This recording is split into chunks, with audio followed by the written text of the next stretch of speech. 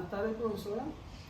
Este es el trabajo solicitado en la unidad 3 de la materia Taller del Proyecto Final 2, Métodos Cualitativos, de la maestría en Administración de Empresas de la Universidad Americana. Mi nombre es Diego Silvero, soy alumno y estoy en compañía del profesor doctor Hilde Silvero, que hoy será mi entrevistado en esta actividad. El profesor Hilde es encarnaceno, estudió la carrera de comunicación en la Universidad Católica Nuestra Señora de la Asunción, realizó una especialización en investigación de la comunicación en la Universidad Central de Quito, Ecuador, cursos de actualización en países de América Latina, los Estados Unidos y Europa. Posee una maestría en educación superior en la Universidad Católica Nuestra Señora de la Asunción y un doctorado en educación por la Universidad Metropolitana. Ha sido decano de la Facultad de Filosofía y Ciencias Humanas durante los periodos 2003 a 2015. Fue director del Semanario Católico Sendero desde el año 1984 hasta el año 1990. Trabaja en el diario ABC Color como periodista a tiempo completo y como columnista de artículos de opinión durante aproximadamente 45 años. Es autor de 14 libros, entre los cuales podemos destacar el titulado La lucha por la libertad de expresión en el Paraguay, una historia sin fin. A continuación haré algunas preguntas al profe y él nos dará su opinión en base a su carrera en este mundo de lo que es la prensa y los obstáculos que él podrá describirnos ha encontrado durante esta época.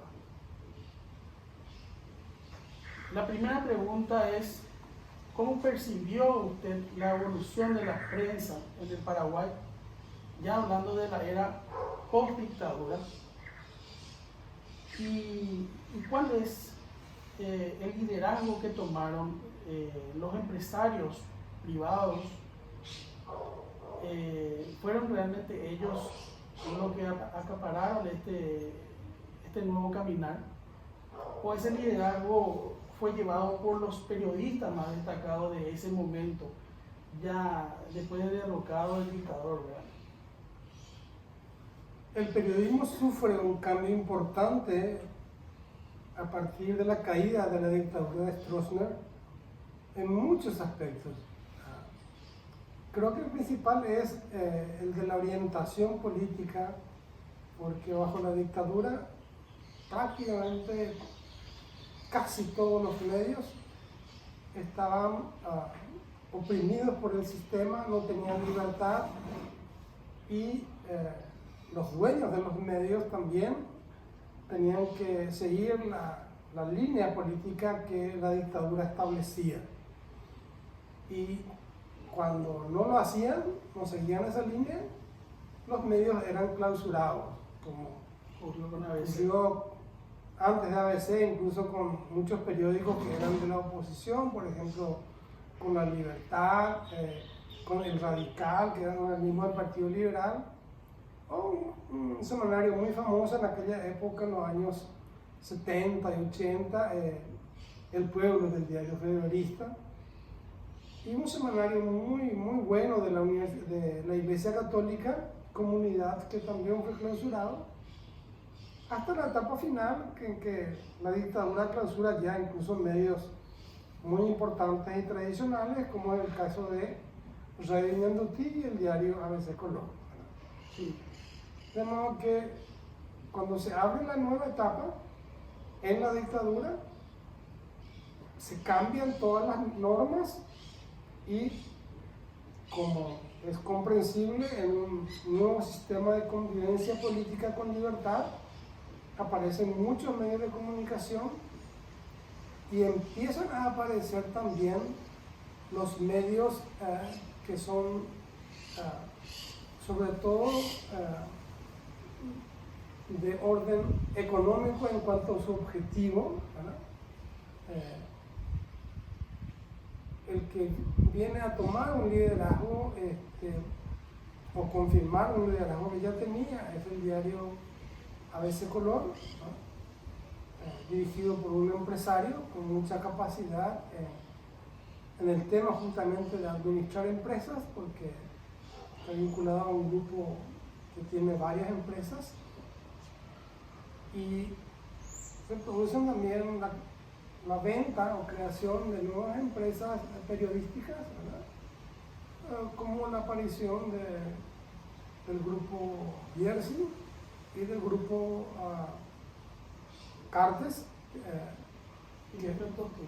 que está en una etapa bastante posterior, digamos, ¿no? Y en cuanto para terminar, en cuanto a si los periodistas tuvieron importancia, por supuesto, ¿verdad? Es decir, los medios de comunicación tienen relevancia e importancia en la medida en que cuentan con periodistas capaces y que cuentan con la confianza y la credibilidad por parte del público usuario, ¿no? Entonces, los periodistas solos habitualmente no pueden hacer mucho porque no cuentan con el capital, y los empresarios solos tampoco, porque ellos directamente lo habitual es que no escriban ni hagan editoriales, ¿verdad? Es decir, se necesitan ambos sectores, es decir, la mano de obra calificada y el capital importante para poder contar con un medio de comunicación que tenga una cobertura nacional de ser posible.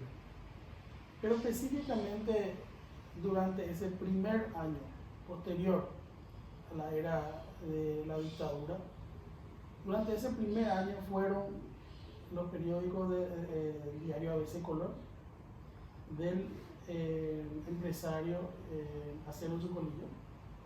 En la etapa inmediatamente posterior, sí, el diario más importante, porque la dictadura fue 2 y 3 de febrero, y un poco más de un mes después, a fines de marzo, ya el diario ABC estaba de vuelta en la calle, ¿verdad?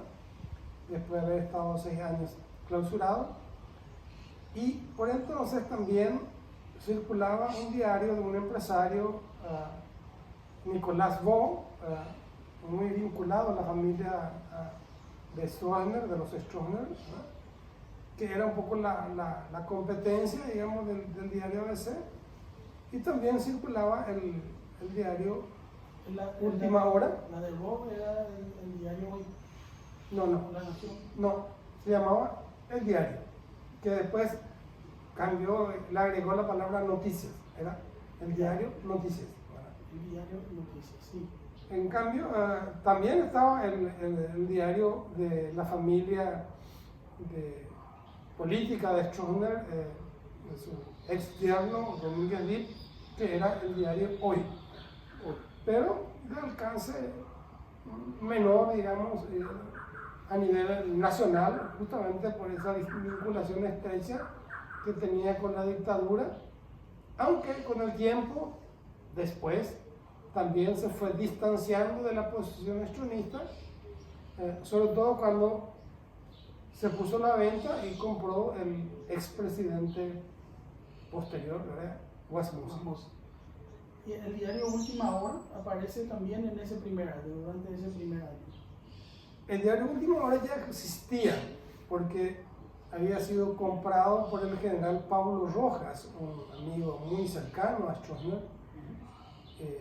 Fue comprado ya a fines de los años 60 de la editorial El País, que editaba un vespertino que se llamaba La Tarde. Compró el general Pablo Rojas y le llamó Última Hora y salía como vespertino, y su director era su hijo, Demetrio Rojas. Dirigente futbolista también. También vinculado a Cerro Porteño, ¿sí?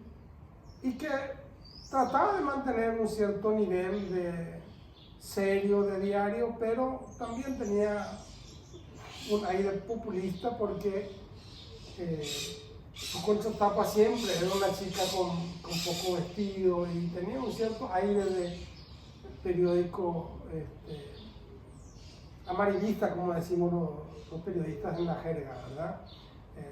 Sí. Aunque con mucha posterioridad, cuando después se vende el diario Última Hora de vuelta, se transforma en un diario mucho más serio y mucho más competitivo. Pero eso ocurriría muchos años después. Muchos años ya después de la caída de la dictadura. Muchos años después de la caída. Ya. Y bueno, después iríamos ya a un plazo un poco mayor a los 5 años, ¿verdad? Estamos inmediatamente en lo que sería posterior, ¿verdad?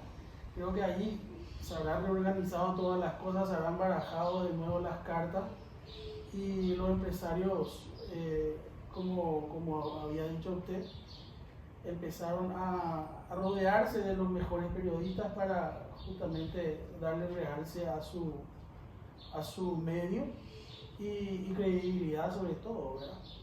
En esa carrera inmediata de ese primer año, podríamos hablar, el primer y segundo año, se podía identificar uno o dos, o sea, 2 o 3 medios que pugnaban por el liderazgo en esa época. En los primeros 1 o 2 años. Sí. Y prácticamente en el campo del periodismo escrito, por lo menos, el diario ABC era un líder indiscutido, ¿verdad? El que se acercaba en la competencia era el diario Última Hora, ¿verdad? Que era vespertino todavía, salía por la tarde, de modo que prácticamente había una especie de cuasi monopolio, digamos, en periodismo escrito. Liderazgo indiscutido en los matutinos era ABC y en los vespertinos el único que existía, que era Última Hora. Y en el ambiente empresarial y mediático no se hablaba todavía en ningún momento en aquel entonces de un grupo de medios. No. El fenómeno de los holding, que después se extendió en casi todos los países de América Latina, es bastante reciente, ¿verdad?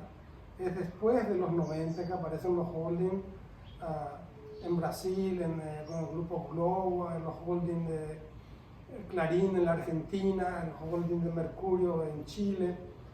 ¿Y en qué consiste? En que algunos empresarios se dieron cuenta de que para tener peso en la opinión pública necesitaban combinar varios medios y no quedarse con uno solo. Entonces, el diario como tal, el diario impreso, dejó de ser como el instrumento principal de comunicación y de intento de establecer un peso ante la opinión pública, sino era combinado al menos con un canal de televisión y de ser posible también con una radio, porque la radio sigue siendo un medio importante para gran parte de América Latina, por su alcance bastante fácil a lugares distantes donde la televisión por cable por supuesto no llega y a veces la televisión abierta tampoco llega, ¿verdad? En cambio, la radio tiene una onda de transmisión que va mucho más allá, tiene mucho más alcance, y en ese sentido, a partir de los años 90, justo después de la caída de la dictadura, en muchos países empieza el proceso de formación de holdings y los empresarios fueron adquiriendo medios, y ese proceso hizo que los grupos de comunicación fueran consolidándose como grupos de diarios, radio, televisión, por cable, por aire y redes sociales también, que aparecieron mucho más posteriormente, digamos. Y eso también produjo como consecuencia colateral que algunos medios pequeños, emisoras de radio pequeñas o semanarios pequeños, fueran desapareciendo porque los grandes le comían al público en general. Pero entonces, resumiendo, en esa primera etapa, la etapa más inmediata, no existía ningún empresario con más de un medio. No, como existían varios medios, pero pertenecían a empresas distintas, ¿verdad? En ese momento, a veces solamente tenía el diario, Pablo Rojas solamente tenía también el diario, la familia Bo solamente tenía también su medio, Domínguez Dip tenía su medio, ¿verdad? Y así. No existía el fenómeno multimedios. La familia Bo no tenía en ese entonces el diario y el canal. El canal fue preexistente, el canal 13 ya existía en la época de Stromer mucho tiempo antes, ya por lo menos Claro, 15 años antes. Sí. Pero en ese momento entonces la familia Bo era la única que contaba con dos medios de comunicación. Tenía el canal 13 y después el diario, que entonces se llamaba El Diario, después le llamó El Diario Noticias, que después desapareció también. Sí.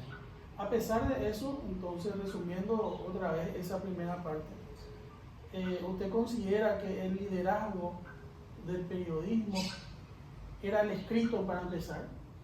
El periodismo escrito era el que llevaba el liderazgo de la comunicación a nivel sociedad en esa primera etapa, y que particularmente el diario ABC Color, con su director Aldo Sucolillo, eran los que encabezaban a los demás medios. Habría que hacer una distinción entre la llegada de los medios y el poder de influencia que tenía un medio en cuanto a poder sobre los que dirigían los destinos del país. Sí. Es posible que algún medio, como el caso Canal 9, por ejemplo, era también de una familia muy particular, era de los yernos de Stroessner, era de la familia del esposo de Graciela, de Stroessner. Posiblemente ese medio llegaba mucho más a toda la población, posiblemente también en todo el país se escuchaba más, por ejemplo, Radio Nacional, por la música paraguaya, etcétera, ¿verdad? O tenía más alcance. Pero sobre los políticos, la clase política, el diario ABC era el medio que tenía mayor influencia, porque los políticos, tanto de la oposición como del gobierno, tenían a ese medio como el más importante en la lectura diaria. Entonces, sobre la mesa de los ministros, los viceministros, los secretarios de Estado, los dirigentes políticos, todos los días vos tenías a ABC, y era el medio que tenía una influencia sobre la clase dirigente. No necesariamente el que más llegaba a toda la población, ¿verdad? Que podía ser un medio televisivo o radiofónico, pero el que tenía mayor influencia, mayor peso en la opinión pública era ABC. En ese momento también podríamos extrapolarnos a lo que sería la vida empresarial de su director. Ya en ese momento él tenía un peso importante en la vida económica del país. Sí, será un fenómeno que después se consolidaría en tiempos más recientes, ¿verdad? Pero el grupo Sucolillo ya se había ido formando a partir de los años 60, cuando incluso Aldo Sucolillo tenía cierta confianza todavía por parte del dictador, por eso le permite crear el diario ABC, o si no, no lo hubiera creado. Ya en los años 60 la familia Sucolillo empieza a crear varias empresas, ¿verdad?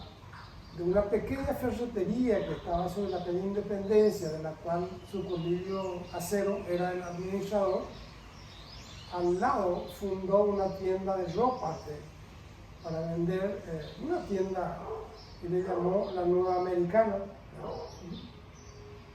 Y después extendieron, crearon otras empresas, como una empresa de venta de tierras en todo el país, en Iberia del Este, una empresa de venta de madera, importación, otras empresas vinculadas también a la distribución y venta de autos Chevrolet, por su bolillo, de Asisa, y después incluso con los años iban creando más empresas todavía, ¿verdad? Pero ya era un empresario importante y fuerte a partir de los años finales de los años 60 y ni qué decir después en la década siguiente. Y en esta carrera que se dio para consolidar a ABC como el más influyente en ese momento, ¿qué cree usted que es el factor que prima para que los ministros o el mismo presidente de la República o los mismos políticos tomen como referencia al diario ABC Color en el día a día, en su día a día, y para que les marque realmente la agenda, para que lo tengan en cuenta en el momento de incluso algunas tomas de decisiones seguramente? Es el peso económico de su propietario, es la calidad de los periodistas que conformaban el plantel de ABC Color en ese entonces, o algún otro factor externo que usted haya observado en ese entonces, lo que le llevó a ocupar el primer lugar en influencia.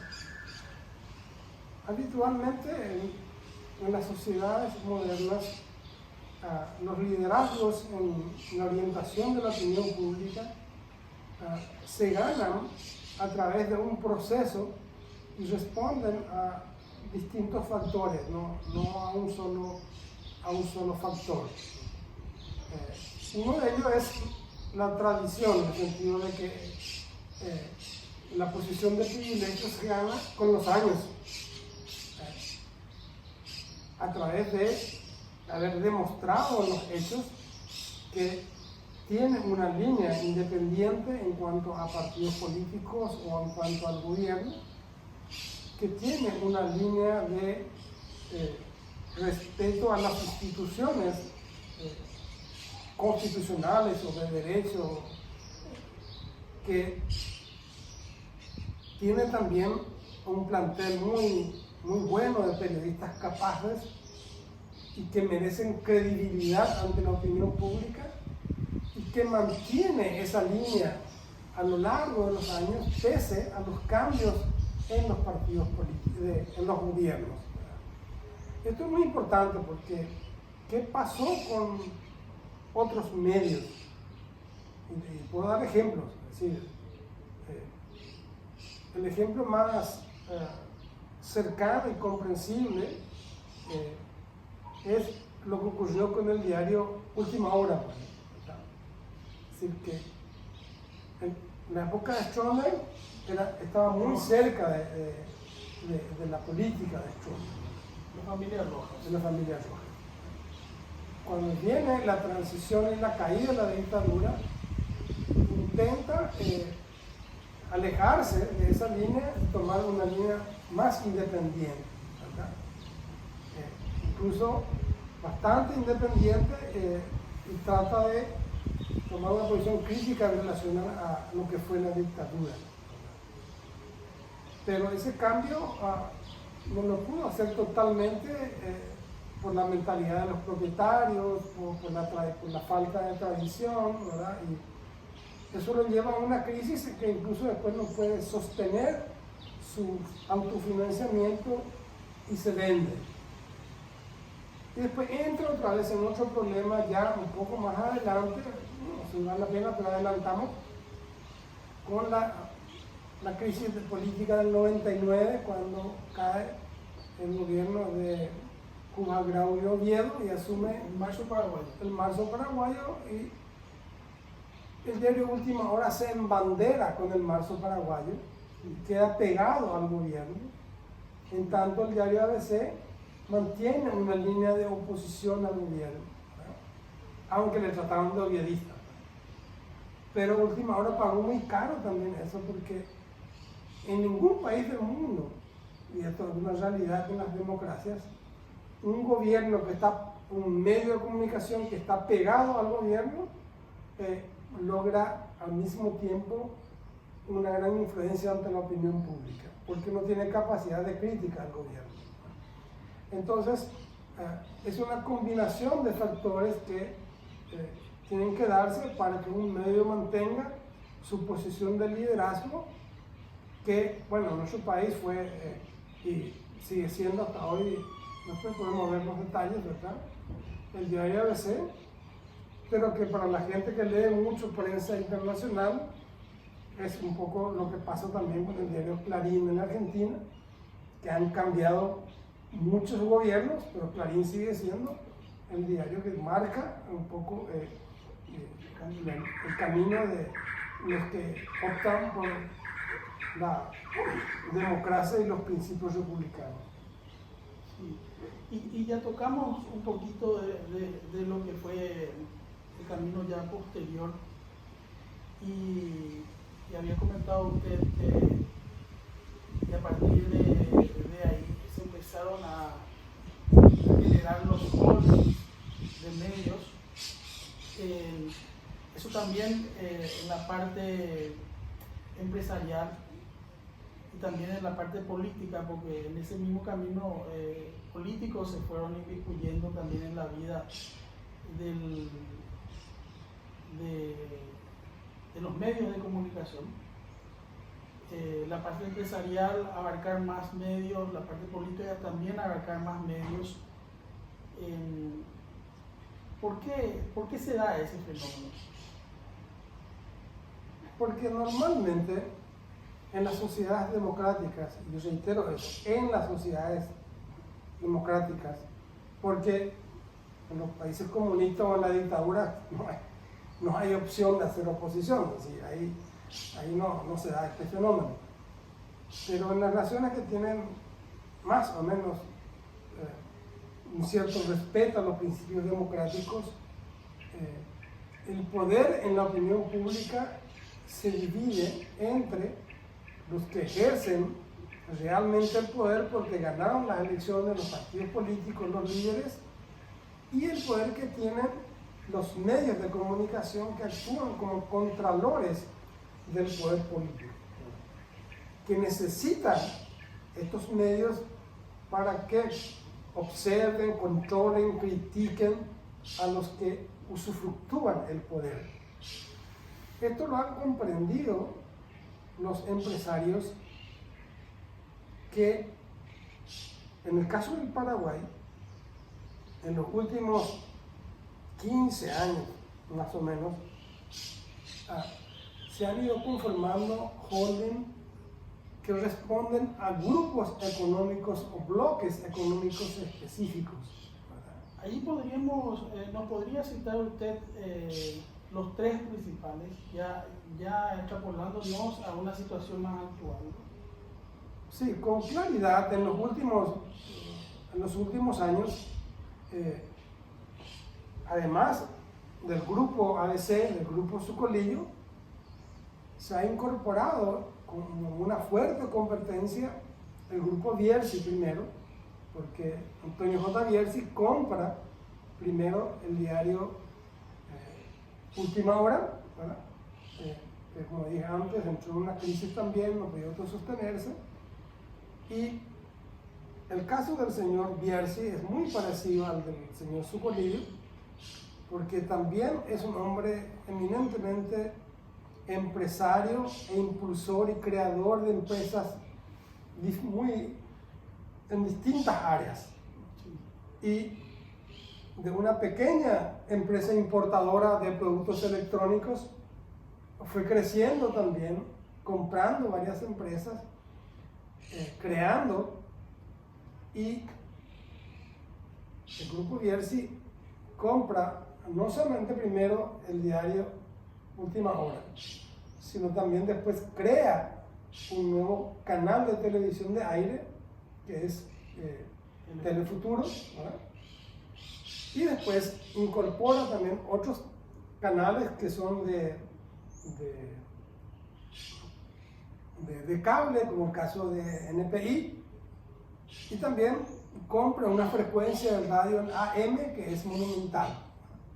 O sea que el grupo Bierzi está en todos los medios y tiene un alcance nacional y tiene mucha fuerza como medio de comunicación, como holding. Entonces teníamos ya el grupo ABC, que ya se convirtió también en holding porque incorporó primero el canal ABC TV y después compró la radio hasta hace mucho tiempo muy importante, que es 730 Cardinal, ¿verdad? Y con eso formó un holding que también es uno de los más importantes del país.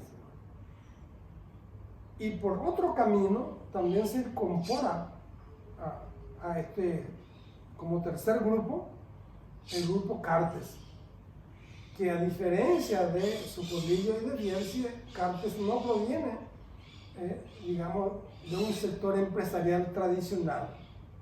Él más bien proviene como de la clase política a la cual accedió a través de la riqueza que había acumulado, ¿verdad? En base a actividades comerciales e industriales, ¿verdad? Aunque no tiene ni la antigüedad ni la claridad en cuanto al origen de sus fortunas, como el caso de Bierzi y Sucolillo, ¿verdad? Por haber estado un tiempo en la cárcel por manejo irregular de divisas, cuando acá habíamos un dólar oficial, un dólar paralelo, porque fue también denunciado por tráfico de mercaderías en condiciones irregulares, etc. Y digamos que él llega, de la fortuna personal, llega a la política, y después de haber militado en la política, se da cuenta del poder que tienen los medios de comunicación y entonces empieza a comprar medios de comunicación, ¿verdad? Él llega tarde, digamos, al mundo de las comunicaciones, pero llega con mucha fuerza porque compra varios medios, como el diario La Nación, que era también un grupo de la familia Domínguez, compra Unicanal, compra las emisoras la 970, donde estaban Vargas Peña y compañía, compra otros canales de cable de menor alcance, pero en total conforma también un grupo, compra también Canal 13, ¿verdad? Con lo cual conforma un grupo que se le puede llamar holding porque tienen todos los medios, tienen diarios, canales de radio y televisión, y son los tres grupos predominantes en nuestra sociedad, y no por mera coincidencia, pero el diario de Benjamín Fernández Abogado, 5 días, cada año presenta una encuesta de los hombres más ricos y de los hombres más importantes del país. Y hasta que murió Sucolillo hace casi 2 años, ¿verdad? Siempre los 3 primeros, en los últimos 10 años, siempre han sido los 3, ¿verdad? A veces variaba un poco el orden, ¿verdad? Pero siempre eran Sucolillo, Bierzi y Cartes. Y resumiendo ya el nuevo panorama que se da en la actualidad del Paraguay, entonces hablaríamos de un triunvirato que dirige los medios de comunicación en el país. Sucolillo liderando, Bierzi, el grupo Bierzi y el grupo Cartes. Sí, evidentemente que por tradición por el liderazgo ganado. El grupo Sucolillo, a pesar de que el director ya falleció, sigue manteniendo una posición muy importante y de liderazgo. Pero muy de cerca o casi en la misma dimensión, el grupo Bierzi también tiene un lugar preponderante en cuanto a presencia ante la opinión pública. Yo diría que en menor medida, un poco por consecuencia de que Cartes fue político y fue muy criticado como dirigente político, pero el grupo Cartes también tiene una presencia importante por la cantidad de medios que responden a la línea periodística que él marca, ¿verdad? Porque esto también vale la pena decir, no, todos estos grupos responden a determinadas líneas que establecen los propietarios, ¿verdad?, en cuanto al tratamiento de los grandes temas de interés nacional. Justamente a eso iría la siguiente pregunta. Ya hablamos de la influencia de los medios en la vida política, en el político. Ahora quisiera hacer una diferencia cuando hablamos de la libertad de expresión de un periodista, ¿verdad? Creo que, si usted no me corrige, es una diferencia que vale la pena aclarar.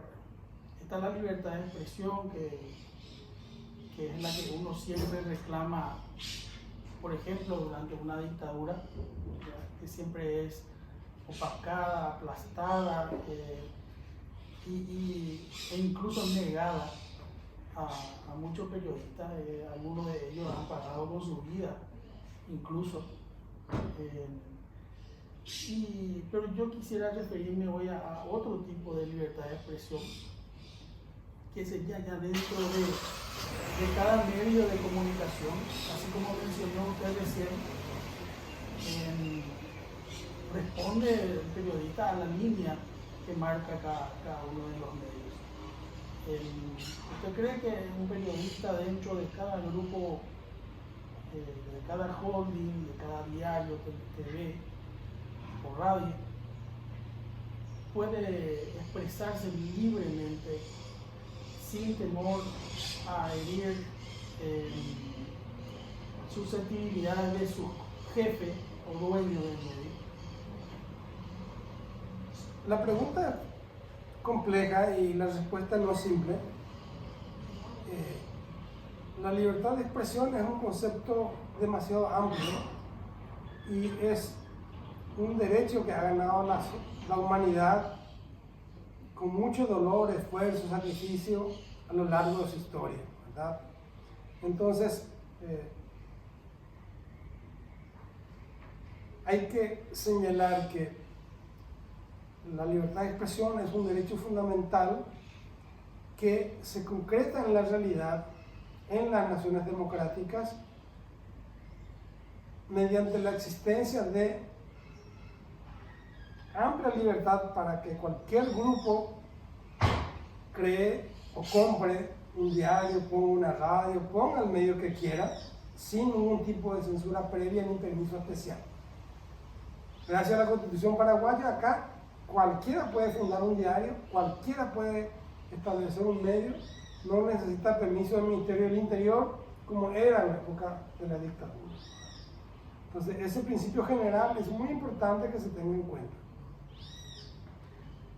En cuanto al grado de libertad que tienen los periodistas dentro de un medio determinado, ahí habría que hacer la acotación de que los periodistas nunca tienen una libertad absoluta y total en cuanto a lo que vayan a decir o hacer, sino que los periodistas, por su propia decisión, se incorporan a un medio de comunicación que, en términos generales, esos periodistas comparten los ideales de ese medio. Y entonces, por eso, escriben en ese medio, y en tanto que sigan esas políticas generales, tienen la más absoluta libertad de hacerlo. Esto significa que los medios de comunicación que tienen influencia ante la opinión pública, que tienen capacidad y liderazgo, tienen que tener un compromiso de respeto a los derechos humanos fundamentales, a los principios constitucionales, al Estado de Derecho, a la libertad de expresión, etcétera, etcétera, ¿verdad? Y en tanto que respeten esos principios casi globalmente, universalmente aceptados en los países democráticos, los periodistas tienen la más amplia libertad para exponer sus ideas, sus pensamientos sobre esos puntos, manteniendo esos principios. Lógicamente que no existe la libertad absoluta. ¿Por qué? Porque los holdings y los medios pertenecen a empresas privadas específicas. Entonces, uno no, dice el dicho popular, no puedes patear contra la olla que te da de comer. O sea, si tu grupo, si el grupo en que vos estás trabajando está identificado con un área específica del ámbito empresarial económico, vos como periodista no podés patear contra los intereses específicos de esa empresa, porque entonces más tarde o más temprano vas a pagar las consecuencias. Pero esta es una realidad universal, esto no es una limitación que exista solamente en Paraguay, no importa en qué diario estés trabajando, en qué medio. Existe el caso de Argentina. En Argentina el propietario de Clarín es el grupo Magneto, que tiene varias empresas. Sí. Uno puede hacer en el diario Clarín una campaña contra algunas empresas o del grupo Clarín, eso no es posible. Acá sería lo mismo, es decir, si vos trabajás en el grupo, no importa si sos del grupo Bierce, o el grupo Sucolillo o el grupo Cartes, pero si vos estás en un medio, vos no podés hacer una campaña o un editorial o un artículo de opinión condenando fuertemente la política o la situación de una de esas empresas que pertenecen al grupo en el cual vos estás trabajando, ¿verdad? Esa es una limitación con la cual se tiene que convivir. Entiendo. Y en base a eso, ¿qué piensas sobre la apertura de en el panorama actual, en donde hablamos de este triunvirato de grupos, de holdings, la apertura de un medio de comunicación nuevo, que sea libre de ataduras tanto económicas como políticas? Estamos hablando de una utopía al mencionar esto. ¿Es factible? ¿Se puede? La apertura de un medio de comunicación no siempre es factible, gracias a Dios que tenemos esa libertad de expresión como señalaba, ¿verdad? Y eso se respeta acá, ¿verdad? Paraguay es uno de los países que tiene mayor nivel de libertad de expresión. Entonces la apertura no hay ningún problema, siempre es posible. Pero hay que considerar dos temas, dos aspectos, el económico y el de la política editorial, ¿verdad? En el aspecto económico la situación está bastante difícil porque hay mucha competencia, hay muchos medios y posicionar un nuevo medio de comunicación entre los medios que ya están en competencia, no digo que va a ser imposible, ¿verdad? Pero va a tener una tarea bastante difícil, bastante dura. Hay que encontrar alguna beta que pueda explotarse. No me parece fácil, pero quizás también alguien pueda encontrar alguna beta que no está siendo bien explotada y que pueda sacarle provecho, ¿verdad? Entonces la competencia en el plano económico va a ser bastante dura y difícil. en cuanto a que ese medio de comunicación no tenga ataduras políticas o económicas, eso es imposible. Es una utopía. Desde el momento en que vos necesitas un gran capital para poder invertir, porque se necesita un gran capital para establecer un medio competitivo. Estamos hablando, en el caso de Paraguay, estamos hablando de millones de dólares, no estamos hablando de plata pequeña. Para poder instalar una radio, un canal de televisión, un diario, necesitas mucha plata, mucho capital. Llevar a los mejores profesionales. Y contratar a muy buenos profesionales con altos salarios, ¿verdad? Ese capital viene de alguna parte, o sea, no es que está en el aire disponible para cualquiera. Y por tanto, ese capital está identificado con un bloque, con un sector económico o con algún personaje que tiene intereses económicos específicos, ¿verdad? En base a los cuales surgió ese capital. Por tanto, se va a plantear lo mismo que ya existe en otros medios, ¿verdad? Que va a tener sus intereses económicos específicos, los cuales no pueden ser criticados ni combatidos desde el interior de un medio que sea creado por ese grupo. Sí, entiendo. Y ya concluyendo, le dejo el espacio libre para alguna cosa que quisiera usted agregar a lo conversado. Aunque no sea una cosa nueva, siempre es importante recordar a la opinión pública la extraordinaria necesidad y relevancia de contar con voces múltiples, con muchos medios de comunicación que expresen puntos de vista diferentes sobre los temas de interés nacional. Porque eso enriquece el debate y además da lugar a que la gente pueda escuchar varias opiniones y después la gente tomará las decisiones que quiera. Entonces, la libertad de expresión es fundamental en las democracias. Y el hecho de que existan voces que pueden actuar como contralores del poder central constituye un hecho fundamental e irreemplazable.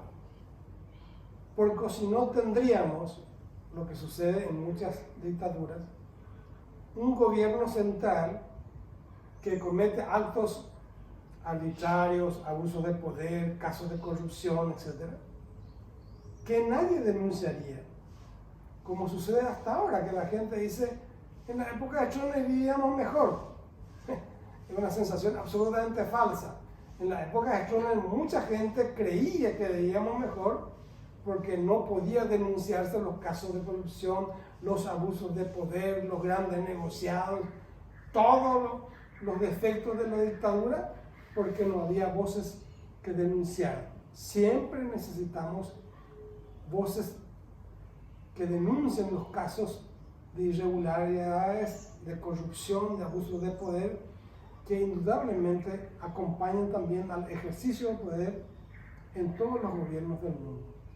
Esa voz que trata de equilibrar un poco el reparto de poderes hace falta para vivir en una sociedad lo más democrática, lo más en justicia posible.